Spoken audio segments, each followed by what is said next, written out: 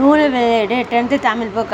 அப்ப சிவஞானத்தின் எனது போராட்டம் என்னும் தன் வரலாற்று நூலில் இருந்து இக்கட்டுரை தொகுப்பு வழங்கப்பட்டுள்ளது. சிலம்பு செல்வர் என்று போற்றப்படும் அப்ப சிவஞானம் 1906-1995 ஆண்டு விடுதலை போராட்ட வீரர். 1952-54 வரை சட்டமன்ற மேலவை உறுப்பினராகவும் 1972-98 வரை சட்டமன்ற மேலவைத் தலைவராகவும் பதவி வகித்துள்ளார்.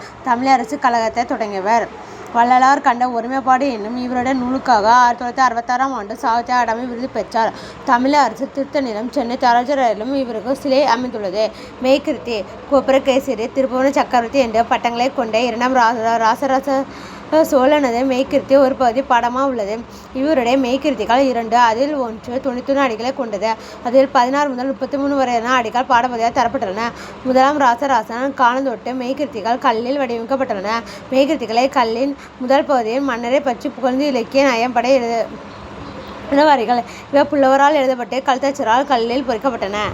தேங்க்யூ.